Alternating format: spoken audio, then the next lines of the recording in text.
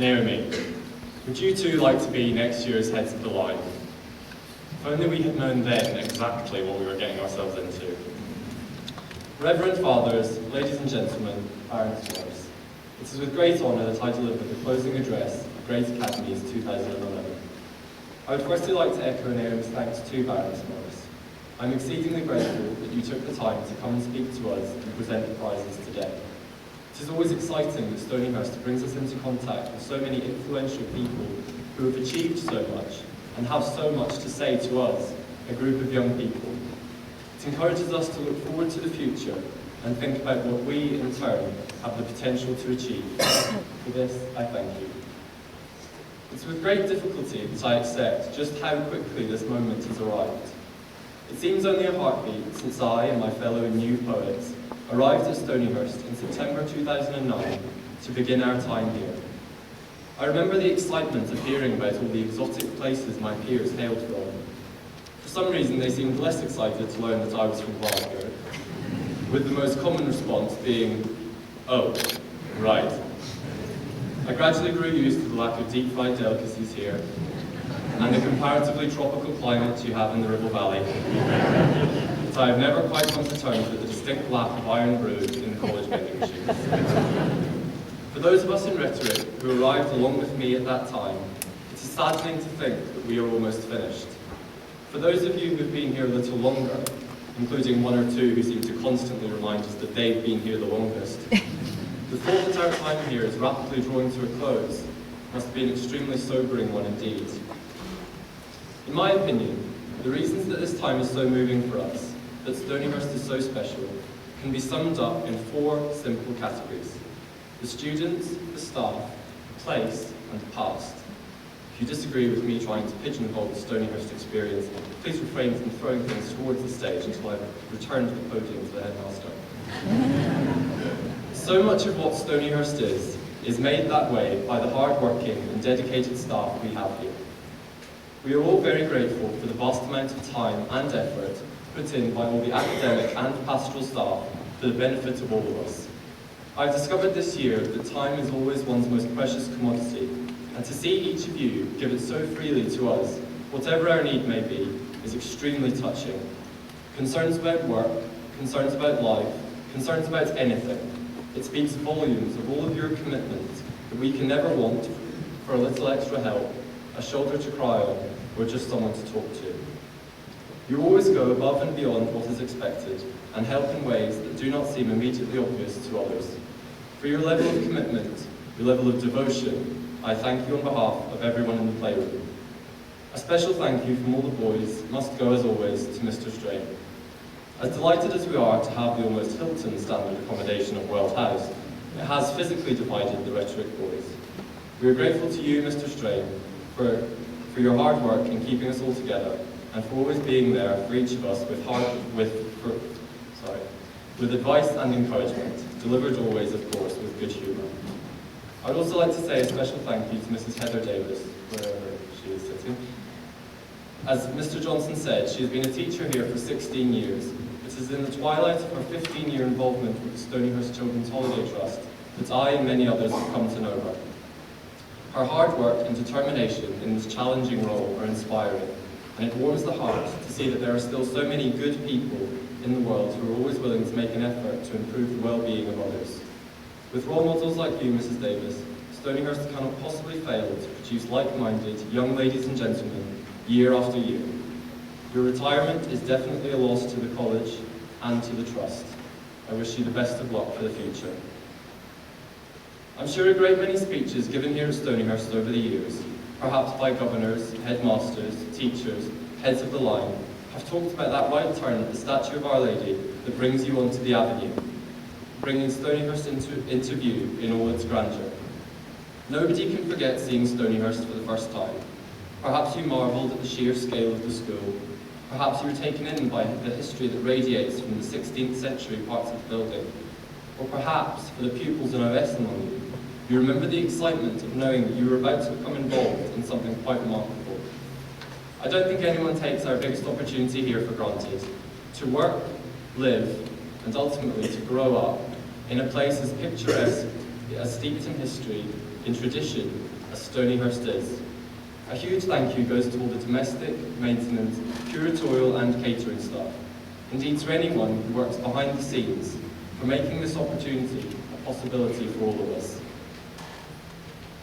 By what standard does one measure a group of 100 or so teenagers, a rhetoric playroom, us, here at the college? Their commitment to their studies, their involvement in charity work, or perhaps their long-term contribution to the college? I would hope not by the number of ever-present troublemakers. None of the above. I would measure a year by how well they can collectively adapt to change and cope with the unexpected. Some of us were lucky enough to watch the A-level drama performance a couple of weeks ago, in which there was a perfect illustration, as part of a scene depicting a car crash, of how in a single moment, everything can change. No amount of forward planning or organisation could have prepared us for the sudden death of one of our friends shortly before the end of the summer holiday. I only knew Jules Demayes-Janssens for a short time, but the effect his loss had on our year was almost tangible. He has been sorely missed. Everyone refers constantly to the Stonyhurst community, but we all saw the true reality of it this year. To see the care and love with which everyone in the year surrounded Jules' closest friends and supported each other through these, the most difficult of times, was truly astounding. By my chosen standard then, Rhetoric 11 is definitely a clutch of good eggs. It is wrong though to talk of losing Jules. I believe he has been, and always will be, as much a part of rhetoric as he ever was, and has been by everyone's side through the highs and lows of this year. I have every faith he is proud of what we've achieved over the past 10 months, and especially proud of those he knew best, who have been so brave in his absence. How many of us said, "See you soon," to him before leaving last summer? I hope you can all take as much comfort as I do in believing that this is as true now as it ever was. And to the past, Lower Grammar, or Rhetoric 15 as you will come to call yourselves in 4 short years, I speak directly to you. Of the pupils in the room here, you are by far the most important. Why? Because you have the most time left here to make your mark on this extraordinary school. You were tasked with making it what you would like it to be. What do you like about Rhetoric 11? Emulate that when you were in rhetoric. Is it possible for you to dislike anything about us? If so, guard against becoming that. You are at the moment at the end of a long line of pupils managing to keep over 400 years of tradition. Take ownership of this task and poetry as you move into your final year here. Appreciate how rapidly that time will pass. Meet the challenges of rhetoric as a united year, and together make the most of the months you have left. To Bradley and Lara, next year's heads of the line and your committee. Firstly, congratulations. A huge honour has been bestowed upon you, but with it also comes a great responsibility, a duty to serve and to try and do your utmost for the good of the school. The most valuable piece of advice I have been given as head of the line, which I now pass to you, was to always say what you think to be right and true, regardless of to whom it is being said. You are now tasked with representing the pupils of Stonyhurst. Understand that your voice is important, your opinion valued. You enter next year with the best wishes of Rhetoric, Naomi, and myself. Now I doubt I would survive the Rhetoric Ball if I did not say the biggest thank you to all the parents here, particularly those of rhetoricians. You have all made many sacrifices over the years for us, both those we know about and those we don't. Please do not underestimate how grateful we are to have been given the opportunity to come here, at least for the last 2 years, and at most for the last 13. You must grow tired of us talking about how sad we are that we are leaving. How sad are you that we are leaving? What happened to the babies you carried and the toddlers you comforted? When did they become 6 foot tall and bearded? That's just the girls. Where has the time gone? This is a scary time for both of us. Universities, or gap years, or jobs. Beckett, but this is definitely not goodbye. We need your support now more than ever. Thank you from all of us for the last 18 years. and for the comfort of knowing we can rely on you for the next 18 and more. And now finally to rhetoric, 11. What would you say is the greatest lesson Stonyhurst has had to teach us? I'm afraid it wasn't learned in any of its classrooms. When the headmaster and I played rock, paper, scissors for the best soundbites, he won men and women for others, but I'm going to cheat and use it anyway.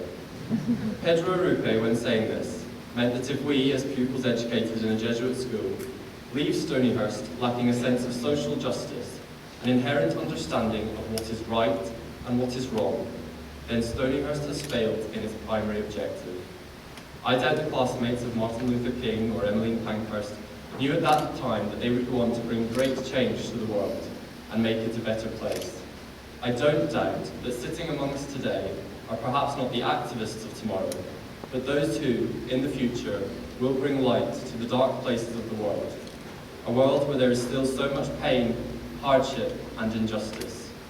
Since we have been given so many blessings and opportunities and talents, it is our duty to lay them at the disposal of others for the greater glory of God. I truly hope and believe that we will not fail in this task. I want to thank each and every one of you for the privilege of knowing you. Never underestimate your contribution to Stonyhurst. You have each brought something special to my and to everyone else's experience of this fine school. You are an integral member of the Stonyhurst family as I know it, a family that just would not be the same without you. And so rhetoric. For every pupil that makes that turn at the top of the avenue, there begins at that moment a very special journey, which for us culminates here and finishes now. From here we go into the world with all its joys, hardships and challenges, charged with the task of making it a better place. I wish you the best of luck. Thank you.